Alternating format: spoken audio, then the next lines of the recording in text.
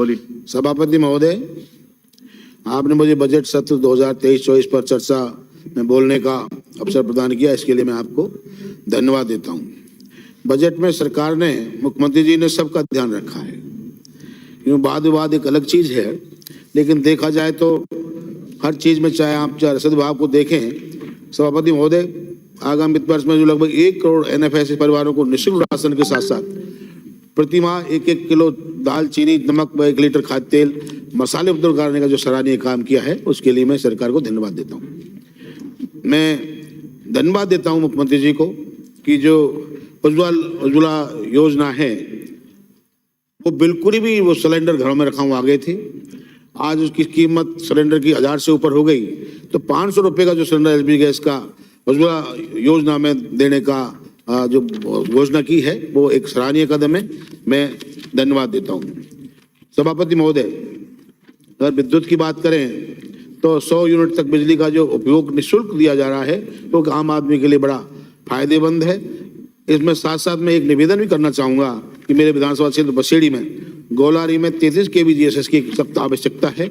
अगर उससे ये डांग क्षेत्र में आती है और मदनपुर वहीं से लगा हुआ है, जिसमें कि 3 फेज का कनेक्शन आज तक भी उपलब्ध नहीं है। मैं महोदय निवेदन करना चाहूँगा कि गांव लीलोटी, वो भी एक बहुत ही डांग क्षेत्र के इलाके में है, वहाँ 33 kV GSS की अगर व्यवस्था हो जाती है तो मैं निश्चित रूप से कह सकता हूँ कि हमें डांग क्षेत्र में बिजली का काफ़ी फायदा मिलेगा। साथ साथ जब से ये बसेड़ी विधानसभा नई विधानसभा बनी है, लेकिन जो जितने भी कार्यालय थे वो सब दूसरी विधानसभा में हैं।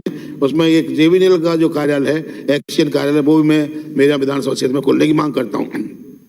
सभापति महोदय, युवा और खेल मामले की अगर बात की जाए तो जिस तरह से 200 करोड़ रुपए की दक्षता विकास, कौशल प्रशिक्षण व रोजगारोन्मुखी संस्थान उपलब्ध कराने, 100 करोड़ रुपए का समग्र व्यक्तित्व विकास, 200 करोड़ रुपए की शिक्षा छात्रवृत्ति, ये 500 करोड़ रुपए का जो एक घोषणा की है, ये बड़ा ही सराहनीय कदम है। सावित्री फूले बाई वाचनालय डिजिटल जो लाइब्रेरी की हर ब्लॉक में व्यवस्था की है, इससे बहुत बड़ा फायदा हम सबको मिलेगा। मैं राज्य सरकार का ध्यान इस ओर भी आकृत करना चाहूँगा कि मेरे विधानसभा क्षेत्र बसेड़ी में ग्राम पंचायत कोटरा में एक खेल स्टेडियम हमने जमीन अलॉट कराई थी।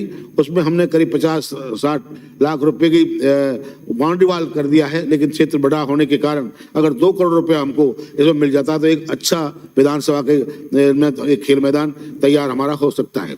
महोदय, मैं निवेदन करना चाहूँगा कि एक सरकार ने राजीव गांधी एविएशन विश्वविद्यालय स्थापित करने का एक साहसिक कदम उठाया है और अमेठी की तर्ज पर, उत्तर प्रदेश की तर्ज पर ये जयपुर में खोला जाना है। इस विश्वविद्यालय को मैं निवेदन करना चाहूँगा कि हमारे डांग क्षेत्र में ये बहुत ही जमीनें हैं, उपलब्धता है। अगर इसको जिले धौलपुर में खोला जाए तो हमको सबको बहुत फायदा मिलेगा, सरकार को भी बहुत आसानी होगी, जमीन की भी कीमतें कम हैं, उसका भी फायदा सरकार को पैसे देने में आएगा। महोदय, मैं एक निवेदन और करना चाहूँगा कि कन्या महाविद्यालय खोले जाने की घोषणा काफ़ी हुई है, लेकिन मेरे क्षेत्र में बसेड़ी ब्लॉक में भी और सरपुत्रा ब्लॉक में भी अभी तक कन्या महाविद्यालय नहीं है। इसलिए मैं निवेदन करना चाहता हूं कि क्योंकि ये पिछड़ा क्षेत्र है, इसमें अगर ये व्यवस्थाएं होती हैं तो निश्चित रूप से बच्चियों के एजुकेशन के लिए हमें बहुत फायदा मिलेगा। साथ ही साथ मैं निवेदन करना चाहूँगा कि उपखंड बसेड़ी में एक ITI खोलने की अगर व्यवस्था हो जाए तो हमें काफ़ी कुछ ठीक मिलेगा। महोदय, मैं एक निवेदन और करना चाहूँगा कि जिस तरह से कालीबाई भील देवरान स्कूटी योजना में 20,000 से 30,000 स्कूटी कर दी है, लेकिन इसमें जो विशेष योग्यजन है वो हमारे पास बहुत से लोग आते रहते हैं और ऐसी स्थिति है कि अगर इन लोगों के लिए भी 500 स्कूटी और पूरे राजस्थान में कर दी जाएं तो मैं सोचता हूं कि जो विशेष योग्यजन लोग हैं इनको भी इसका काफ़ी फायदा मिलेगा। साथ साथ दुआएं मिलेगी सरकार को, जो कि इसका और ध्यान रखा जा रहा है। सभापति महोदय, राज्य के माध्यमिक विद्यालयों में जो एक कला, वाणिज्य, विज्ञान और कृषि का जो ये किया है, ये नाकाफी है, बहुत कम है। इसको 4 कम से कम स्कूलों में किया जाए, क्योंकि मैं निवेदन करना चाहूँगा, मेरे यहाँ भी कृषि विश्वविद्यालय अपने खोला है महाविद्यालय, उसके ये कृषि की सब्जेक्ट नहीं होने से हमारे क्षेत्र तो पिछड़ा और बाहर के लोग ज़्यादा आ रहे हैं। तो निवेदन करना चाहूँगा कि इस पर विशेष ध्यान दिया जाए। और ये जो विद्यालय में आधारभूत संरचना के लिए जो जर्जर भवन है, इसकी भी एक बहुत बड़ी समस्या है, क्योंकि इसमें MLLAD का पैसा नहीं लगता है। तो ऐसे में क्या है कि जो पैसा दिया है 200 करोड़ रुपया, ये बहुत कम है। अगर इसको 400 करोड़ रुपया कर दिया जाए तो जितने भी स्कूल हैं वो सबके क्लासरूम्स हैं, आपके टॉयलेट्स हैं, सबका एक बार अच्छे से मरम्मत हो जाए तो निश्चित रूप से इसका फायदा हमको मिलेगा। सभापति महोदय, जब तक बात करें तो मुख्यमंत्री चिरंजीवी स्वास्थ्य बीमा योजना ये एक ऐसा वो कह सकते हैं कि आम आदमी के लिए, गरीब के लिए वो हथियार मिला है, जिससे कि बेचारे जो इलाज नहीं करवा पा रहे थे उन लोगों को 25 लाख रुपए तक का एक इलाज जो होने को मिला है परिवार जन को, वो बहुत ही जो अच्छी चीज़ है। साथ साथ दुर्घटना जो बीमा है योजना, ये 5 लाख से बढ़कर जो 10 लाख हुआ है, क्योंकि हम जहाँ भी जाते हैं ऐसी स्थिति जब हो जाती है तो क्षेत्र में जो लोगों के पास जाते हैं तो ऐसा लगता है कि भाई कोई राजनीति आया है तो निश्चित रूप से कुछ न कुछ फल मिलेगा। लेकिन इस योजना से हमको भी एक मजबूती मिली है कि हम जब भी जाते हैं वहाँ पे और जाने के साथ जब बात करेंगे और उन लोगों को कहेंगे भाई ये 10 लाख रुपए आपको ये मिल सकते हैं, ये तरीका है, तो वो उस परिवार को काफ़ी संबल मिलता है।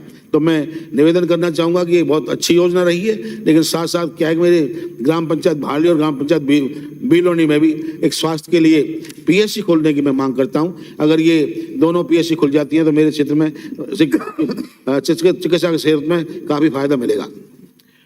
महोदय, ये सार्वजनिक निर्माण की अगर बात करें तो 10 करोड़ से जो आपने लागत के लिए हमें सड़कें दी हैं, ये बहुत कम है। हम जहाँ भी बात कर रहे हैं, भी हमने वर्किंग में की है, तो केवल 5-7 पंचायतों में ही रहकर ये 10 करोड़ रुपए खत्म हो गए। आज चुनाव का टाइम है, ऐसे में कोरोना की वजह से ये सड़कों का काम को बात पीछे रहा, पैसा नहीं मिला। MLLAD में पैसे की जो स्थिति थी वो उसमें देनी पड़ गई हमको चिकित्सा में। तो ऐसे में मैं चाहता हूँ मुख्यमंत्री से, शायद सभी लोग चाहते होंगे कि इसको अगर 20 करोड़ रुपए कर दिया जाए तो निश्चित रूप से काफ़ी जो जर्जर सड़कें हैं जिनका मेंटेनेंस होना है वो हो सकता है। मेरे विधानसभा क्षेत्र में भी मैं 2-3 चीज़ें हैं जो इतनी खतरनाक हैं कि हमारे एक नदी जाती है, उस नदी में हर बरसात के टाइम में या तो ट्रैक्टर, ट्रॉली या आदमी या पशु कोई क्या नाम है दुर्घटना इस तरह की होती है, जिसमें बाड़ी से बसेड़ी मार भूतेश्वर का मंदिर है, ये पार्वती नदी पर पुल चाहता है। बसेड़ी पुराना थाना है, उससे बागथर की जो जाते हैं वहाँ भी एक ओवर ब्रिज की आवश्यकता है। चकैयापुरा गांव के पास पार्वती नदी पर पुल निर्माण की आवश्यकता है। ममोदन से नौनेरा की और पार्वती नदी पर पुल निर्माण की भी मैं मांग करता हूं, क्योंकि महोदय मैं अभी गया था चकैयापुरा में, अभी बरसात के टाइम में जो स्थिति थी उसमें 2 मौतें ऐसी हो गई जो बड़ी दयनीय थी। और हम लोगों ने भी, हम जब गए तो लोगों ने ये भी कहा था कि भाई स्थितियाँ हैं, तो ऐसे में ये विशेष ध्यान रखना पड़ेगा क्योंकि पूरा का पूरा आगमन खत्म हो जाता है। तो ये जो पुल हैं इन पर हमारा निश्चित रूप से महोदय विचार करेंगे। सभापति महोदय, मुझे मदनपुर में इको टूरिज्म को बढ़ाने के हिसाब से 2 करोड़ रुपए की लवकुश वाटिका दी है, ये बहुत ही धन्यवाद देता हूं मैं मुख्यमंत्री जी का।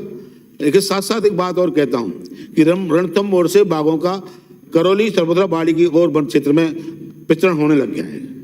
आज स्थिति यह है कि मेरे सरमता क्षेत्र में ही 5 टाइगर कम से कम देखे जा सकते हैं और पूरी सरकार की योजना और उसके तहत पूरा सर्वे हो चुका है, सब बात हो चुकी है। 2 मिनट में समाप्त करें।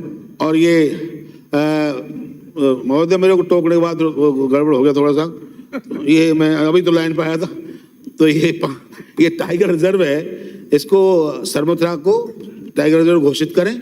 इससे निश्चित रूप से बाघों को संरक्षित करने के साथ साथ इसमें को फायदा मिलेगा और एक क्षेत्रीय अधिकारी वन कार्यालय, क्षेत्रीय वन अधिकारी कार्यालय भी खोलने की मैं मांग करता हूं, क्योंकि सर आपने मुझे थोड़ा सा और टाइम देते तो कोई बात नहीं, लेकिन मैं इसको टाइम निर्धारित है साहब, शॉर्ट करता हूँ। अब थोड़ा सा कानून व्यवस्था पर मैं जरूर बात करूंगा सर, क्योंकि कानून व्यवस्था में मुझे भी सरकार ने आपने आयोग का चेयरमैन बनाया है और एट्रोसिटी एक्ट हमारे आयोग में ये चीज आती है। मैंने 32 जिलों का करीब 2 बार मैं घूम चुका हूँ और वहाँ से मेरे को बात करने के साथ साथ और वर्किंग के साथ ये तय हुआ है कि कानून व्यवस्था में अगर जो सजा का प्रतिशत है, जिसको अपन कन्वेंशन रेट कह सकते हैं, वो मात्र 5-7% है।